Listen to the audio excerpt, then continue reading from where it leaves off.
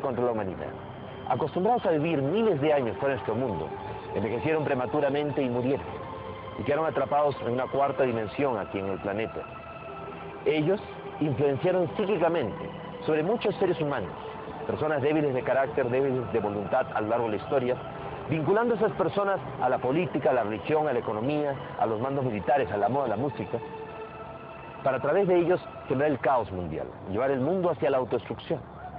Fueron estos seres de este gobierno tenebroso, negativo, los que habrían también influenciado de alguna manera sobre los pleiadianos, como para que cometieran la grave transgresión de tener relaciones sexuales con seres humanos de la Tierra.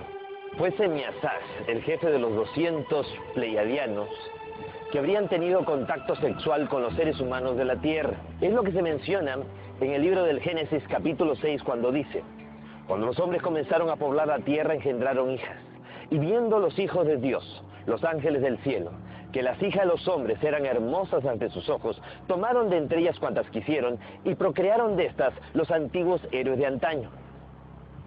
Fueron así pues estos 200 extraterrestres los que habrían tenido contacto sexual y se habrían producido híbridos, mestizos, que fueron reunidos en un grupo de 10 islas, la mayor de ellas, la isla de Undal, en el Océano Atlántico. Allí establecieron su capital en Poseidonis o Poseidópolis, tal como lo menciona Platón en sus diálogos, el Critias y el Timeo, y también en la República. Fue tal el conocimiento y la tecnología recibida de parte de los padres extraterrestres hacia los atlantes, que eso le permitió a ellos desarrollar grandes laboratorios de experimentación. Ellos manipularon los cerebros y la genética de delfines y ballenas, lo que habría contribuido al avance de estos seres. También le permitió a los atlantes viajar más allá de nuestro planeta, viajar hacia las estrellas. Ellos habían tenido la intención de establecer colonias en Maldek, Tir, Mayona, un planeta que existiría entre Marte y Júpiter, y utilizarían Marte como trampolín para poder llegar allí. Como esto iba a permitir que los atlantes se alejaran del proceso evolutivo de nuestro planeta y no lo afectaran, pues también se les colaboró, se les permitió. Por eso encontramos en Marte un rostro gigantesco, descubierto en 1976 por las sondas Vikingo 1 y Vikingo 2, en la zona de Sidonia. También pirámides en la zona de Eliseo y lo que parece ser ruinas de grandes ciudades en la zona de Utopia. Los atlantes habrían coexistido con una raza originaria de Marte que vivía en el subsuelo de Marte, quienes habrían recibido a los atlantes con curiosidad. La tecnología recibida, el gran avance desarrollado por los atlantes, llevó a una serie de destrucciones de esta civilización. Es más, ellos atrajeron a un asteroide de órbita errática, llamado en aquel entonces Marduk, que habría impactado contra Tir, Mayona o Maldek, y la lluvia meteórica generada habría impactado y destruido las colonias que se habían establecido en Marte. Pero esa lluvia meteórica habría alcanzado la Tierra, primero impactando contra la Luna. En aquel entonces la Tierra atrapó dos grandes fragmentos que quedaron como lunas adicionales, de tal manera que en un momento en la historia planetaria tuvimos 3 lunas. Esas 2 lunas adicionales habrían sido posteriormente absorbidas por el planeta. Una de ellas impactó en el Océano Pacífico, dejando como huella de impacto la fosa de las Filipinas de 11 kilómetros de profundidad. Tiempo más tarde, la otra luna también cae e impacta en el Océano Atlántico, en el Caribe, dejando como huella de impacto la fosa de Puerto Rico de 9 kilómetros de profundidad y creando una zona de aberración magnética donde las líneas de fuerza que van de polo a polo en nuestro mundo tienden a enrollarse y se forman remolinos, vórtices de fuerzas electromagnéticas que colapsan el espacio-tiempo y abren puertas hacia otras dimensiones. Estas grandes destrucciones habrían precipitado también la última gran glaciación hace 11.500, 12.000 años y habrían cubierto de hielo la Antártida, que era un continente donde se encontraba el último periodo de la Lemuria, el periodo de Mu, el mayor avance que habría desarrollado la raza negra originaria del planeta Tierra después de la intervención de los guardianes y vigilantes.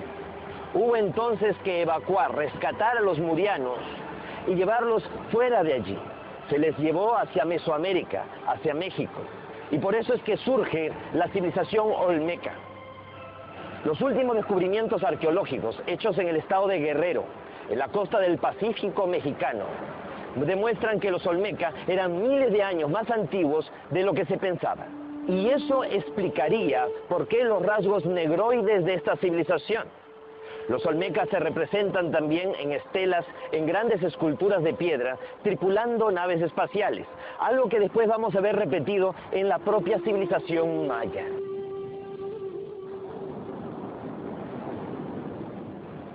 Para contrarrestar el efecto nefasto de toda esta influencia negativa, fueron enviados aquí a la Tierra 32 seres extraterrestres de 32 civilizaciones diferentes, que aterrizaron en el desierto del Gobi, en la Mongolia, y fundaron la mítica Shambhala, la capital del reino de Agartha, el mundo intraterrestre.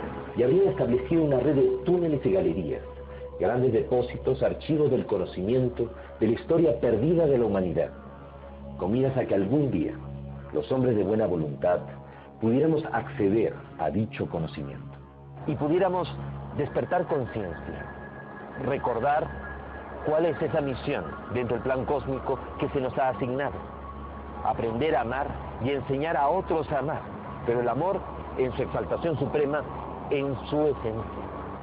Después del desastre que supuso la destrucción de la Atlántida y el último periodo de la Lemuria, los extraterrestres, los guardianes y vigilantes, decidieron acelerar el proceso de la humanidad.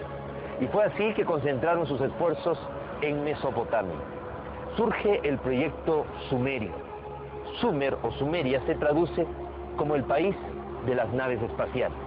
Y es que allí se construyen las primeras pirámides, los zigurats o sicurratos, que no eran solamente torres de observación astronómica o meros templos, eran torres de descenso y ascenso de naves espaciales, tal como hoy se puede traducir de las tablillas de arcilla, en escritura ideográfica, simbólica y cuneiforme, que han llegado hasta nuestros días. En la época de la Sumeria, surgen pequeñas ciudades-estado, en donde los extraterrestres deciden trabajar sobre colectivos amplios de personas, dándoles una instrucción y un conocimiento, pero sin alentar dependencias. La civilización sumeria va logrando un gran desarrollo, y los propios sumerios eligen a los patesi o los ensi, representantes del pueblo, para que mantengan la comunicación fluida con los An, con los dioses del cielo, que no todo el tiempo estaban aquí, sino que venían de vez en cuando. Y cada vez que venían, pues había ese intercambio de información y conocimiento.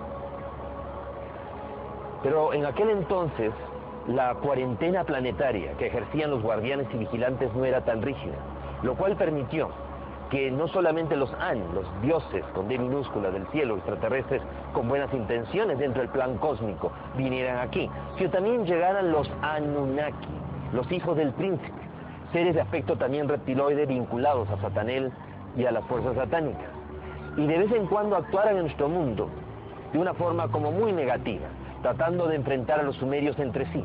Se produjeron grandes guerras entre las ciudades sumerias y fueron alentando el desarrollo muy violento de otros pueblos como los acadios, quienes terminaron extinguiendo o destruyendo a los sumerios. Al fracasar el proyecto sumerio de trabajar sobre un colectivo amplio de personas, porque al final de todas maneras se crearon dependencias, vivían muy pendientes del retorno de los An. Decidieron entonces los extraterrestres, los guardianes y vigilantes, y los instructores planetarios, trabajar sobre una élite de individuos. Escogieron así a los sacerdotes egipcios, herederos del conocimiento atlante, sobrevivientes de la Atlántida, llegaron a Egipto, y también del conocimiento extraterrestre, ya que habían colonias extraterrestres en la zona de Egipto. Sobrevivientes de Sumeria también se afincan, y con toda esa suma de conocimiento e información va a surgir la gran civilización egipcia. Cuando todavía el resto de la humanidad se debatía en el Neolítico, aparece la gran civilización egipcia. La ciencia nos enseña que todas las grandes realizaciones de una civilización nunca se consiguen ni al principio ni al final, sino en el momento de mayor esplendor, de mayor desarrollo. El mayor desarrollo, extensión y expansión de Egipto fue entre la 18, 19 y 20 dinastía del Imperio Nuevo. Sin embargo, en aquella época no hay nada que se asemeje a las pirámides, que son de la tercera y cuarta dinastía. Sobre todo las pirámides de Keops, Kefren y Cerinos, las más famosas, son de la cuarta dinastía, del Imperio Antiguo, de la época más antigua de Egipto, lo cual resulta realmente imposible. Eso muestra claramente la conexión en la antigüedad que hubo con estos seres del cielo y con los remanentes atlantes.